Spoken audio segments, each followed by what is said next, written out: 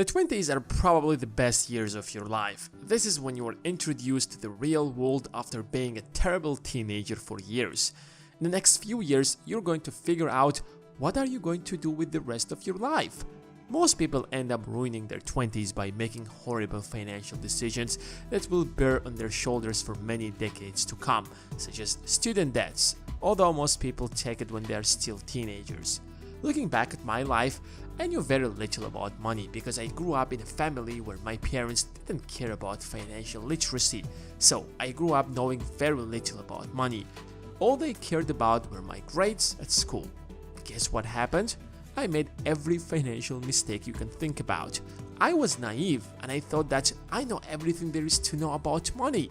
You can't blame me because no one taught me anything about money. I had to figure out everything on my own. There wasn't even such a channel like Proactive Thinker that would teach me everything I need to know about money. I was on my own. But if I would go back in time, there are a few things I wish I knew. If I knew these things, I would take different financial decisions, and I guess I would have become financially free much sooner. So, if you're in your 20s or even a teenager, I think what I'm about to share with you is going to be extremely helpful, because it's not like when you hit a certain age, you suddenly get better at managing money. Aren't there 40 or 50-year-olds who are still doing terrible financially? That's why pay attention, because what you're about to learn might be the most important things you will ever learn. So give this video a thumbs up and let's get right into it. Number 1. Don't try to do everything on your own. Back then, I used to think that I can do everything on my own. Why do I need a partner when I can outwork everyone? But the reality is, having a partner in any project is going to save you a lot of time and mistakes, because you always need a co-founder to balance you out. It doesn't matter whether it's a startup, a small business, a YouTube channel. If you can get a partner who is equally interested in that project, work together. Yes, of course, you will have to share the profits or the business, but it's better to share a huge pie rather than having a small little pie by yourself. It doesn't matter how smart or talented are you are not perfect, especially in your 20s. You're guaranteed to make a lot of mistakes. So you always need someone besides you to tell you that you're wrong, and vice versa, of course. Every project that I have started with a co-founder has always grown much faster than any project that I did on my own. So don't be selfish and learn how to work with teams. Remember, you're still a kid and your knowledge is very limited. So always be open to take a look at the opposite side. Of course, you could be right, but you also could be wrong equally. And being open-minded is going to save you a lot of money and time. Number 2. Don't be naive. If there is one thing I would tell my younger self is, don't be naive. When you're a 20-year-old college kid, you think that you have figured everything out. You make all these plans only to grow up a little bit and realize how naive you were and that the world works in a completely different way. Or just because you work hard, you think you deserve more.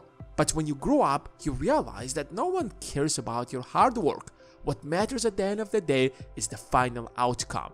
No one really cares about your grades. Once you're out there in the workplace, what matters is how much you can help the company to grow. Your grades are the least important things. I remember how my friends used to take loans just to buy a cool car because that will get them the girls. I'm not sure how naive you have to be to think like that. Maybe there is a small number of girls who would hang out with you just because you have a cool car. And if they do, you shouldn't hang out with such girls because all they want at the end of the day is to drain the last dollar out of you. All these naive perceptions push you to take horrible financial decisions and unnecessary financial responsibilities, which brings me to point number 3. Don't take a financial responsibility you can't afford. I have many friends who fell in love in their 20s, got married, and already have kids that go to school. Whenever I talk to them, I really feel old because I don't have kids, neither am I married. But the problem was that they were not ready for that financially. So right now, they can't save money even though they are no longer in their 20s. But because they have kids and a family to support, every penny they earn goes directly to their day-to-day expenses, and they can't suddenly get rid of their kids and wives. And because they have so many responsibilities, the idea of losing that job freaks them out because they might be able to cut some of their expenses, but they can't sacrifice their family for that.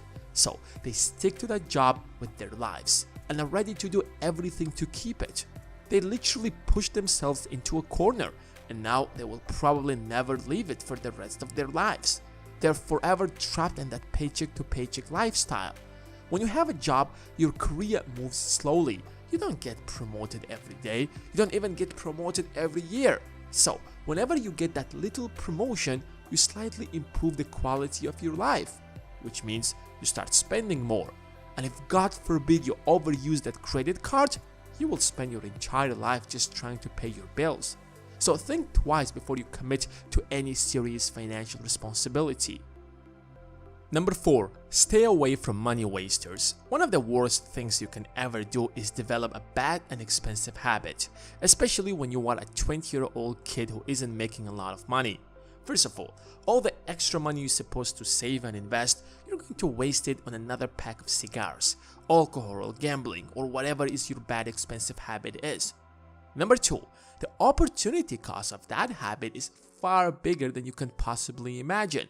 An opportunity cost simply means how much that money would worth if you have invested it otherwise. A pack of cigarettes costs around $7, and let's say you are a regular smoker and you smoke a pack a day.